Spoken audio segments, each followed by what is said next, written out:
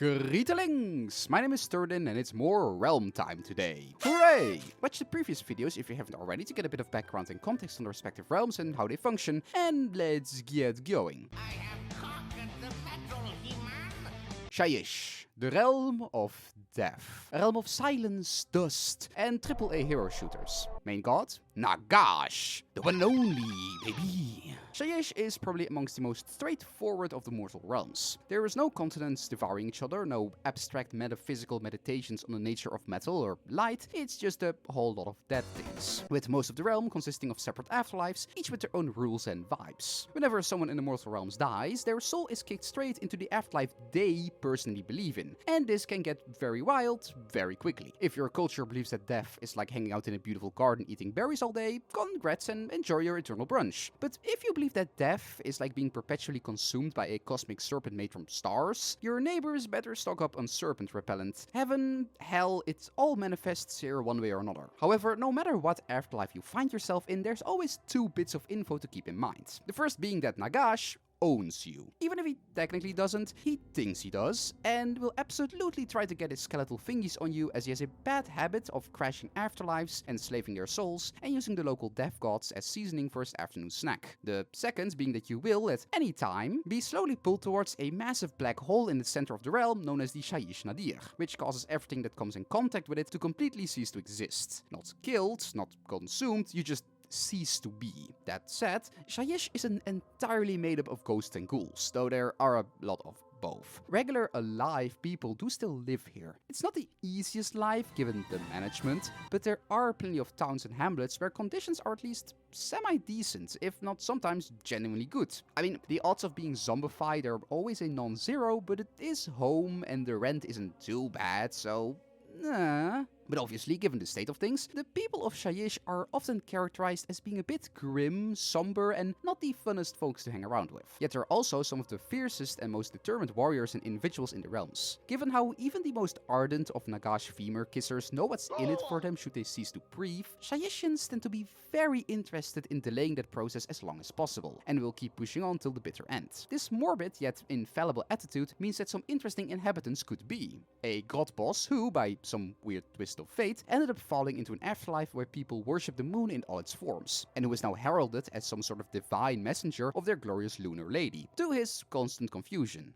A mysterious older man whose face no one truly remembers, often seen near graveyards or places of mass death from the corner of your eye, casually flipping an aged hourglass around with a crooked smile. A proud warrior who, despite their humble origins, has managed to achieve quite an esteemed position in their clan due to their prowess and unwillingness to ever hesitate or falter in heat of battle. Shayish's realm stone is grave sand, and it's just as simple and self-explanatory as the rest of the realm. It looks like black grains of sand that are said to be as capable of inflicting death as they are at delaying it. And while their most common uses in necromantic rituals of all kinds, they can also be infused into materials or weapons to make them especially lethal or resistant against natural wear and tear. Though it is recommended to wear your extra careful gloves when you do so, since just the teensiest mishandling of the stuff can see you immediately age 10,000 plus 1 years and crumble to dust. You know, it's almost a little refreshing to have realmstone that just kills you, as opposed to like mutating or mind-buggering you. Pick your poison, I suppose. Fun realm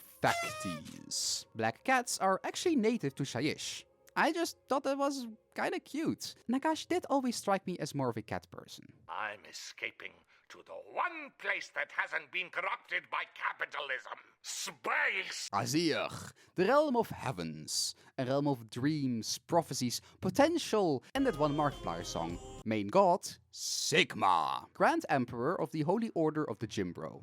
As the realm of heavens, Azyr is all about space. Blazing suns, glistening moons, and constellations that weave themselves into silver crowns above the heads of its people. But it's also a realm of dreams, of wonder and infinite possibility. For as long as humans have been a thing, we have looked at the stars and let our imaginations run wild. Azyr is the embodiment of that instinct, a realm of impossible vistas and mind-breaking beauty. You might walk along a trail of falling stars as they materialize beneath your feet, stand atop mountains carved from flowing moonlight, or gaze upon a golden fortress so luminous it burns like a million suns. But it's not just a pretty bit of eye candy. It also serves as the absolute numero uno headquarters of the forces of order, and especially of Siggy and his merry fellows. When KAyoss had their gamer moment, it was Azyr that took in every refugee it could before locking the doors. Quite dickish if you were stuck outside, but the result was that Azyr flourished while everyone else was trying not to get eaten. And even after opening its doors again, one can make a compelling argument that it's still the cultural, financial and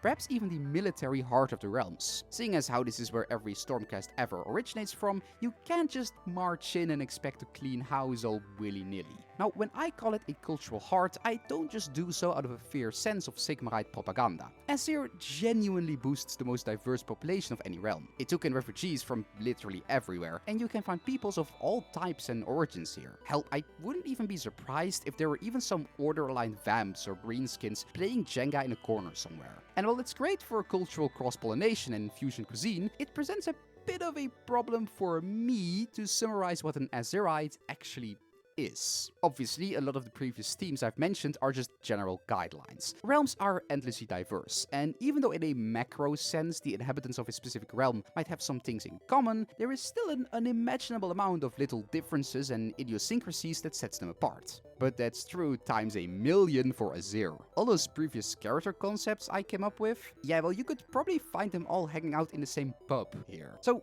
ironically, I can't really give you a neat little list of interesting inhabitants for this one because the net is just too wide. Here's a picture of Miss Stripe and Miss Spot as an apology. Anyway, Azyr's realm stone is Celestium, which might look a little unassuming, seeing as how it takes the form of magical glittering dust, but it can do everything from granting prophetic visions to just exploding with the force of a nuke. These little things are potent, and just the teensiest pinch can power a magical item for months. However, if you have a bit too much of the good stuff, it might cause you to get a bit disassociated with reality. Being able to see a million possible futures at all times makes it very easy to lose touch with the present. Your mindset becomes a sort of weird, disturbing love child of for the greater good, and it is what it is. The type of person who might burn someone's house down and steal their VTuber merch collection, just because in a decade or so it'll somehow turn that person into the Doomslayer.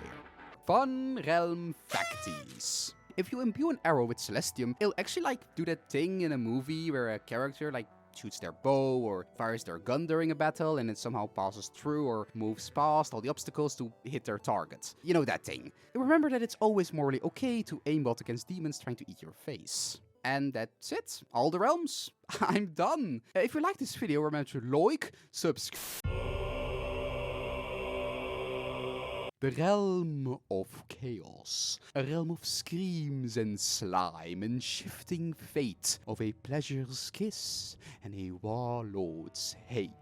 Rap gods. Main gods, the four Gangoons. So I wasn't originally going to include this one in here, but since it is technically a realm, I figured what the hell. The realms of KAyoss are by far the vilest space this setting has to offer. It's a maddening, shifting landscape where only the gods of chaos and their demonic kin hold sway, and everything that enters is a slave to their whims and numerous mood swings. The realm is roughly divided into territories, and I use that word very loosely because the borders change faster than a US president stands on the Epstein files. Each chaos god has their own stomping ground here, and while they're constantly at each other's throats, or tentacles, the main corners of this little garbage heap of dimension are thus. The Crystal Labyrinth of Zinj, basically the backrooms on Warp Dust, where every door leads to 3 more doors, which leads to different layers of reality, which leads to the heat death of the universe. The Skull Lands. 8 guesses who this one belongs to. Basically imagine a giant battleground where people are constantly taste testing each other's knuckles, by punching people in the teeth. The Dominion of Slaanesh. 6 rings, 6 sins. Guessing that Korn already claimed Wrath, and Slaanesh is still a bit salty about that. If my palace you want to see, you must brave my pleasures.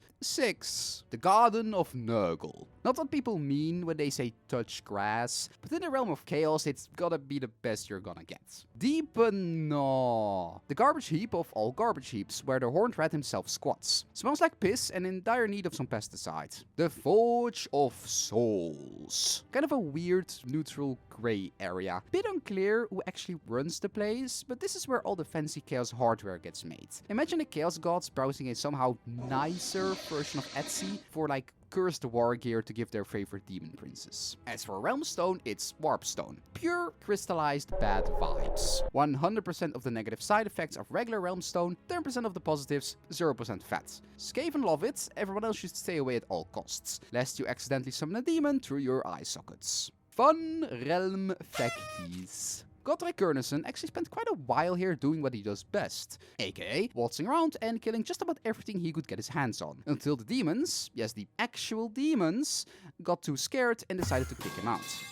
And that's it. For reals now. Every single realm in Age of Sigmar explained. I'd like to give special thanks to everyone who shared resources and helped in the process of making this big thing. Also, just in case, because I want to point this out, any and all character concepts I came up with for this big undertaking are free for everyone to use for whatever. Seriously, I made most of these with use as TTRPG characters or NPCs in mind, so go nuts. In fact, if you have any cool concepts or characters you'd like to share, please do so in the comments. It can be as crazy as you'd like. I'm curious what people cook up and I'd love to see it. And if you like this video, remember to like, subscribe, name your own custom OC Do Not Steal Kingdom after my glory, and I'll see you all in the next one.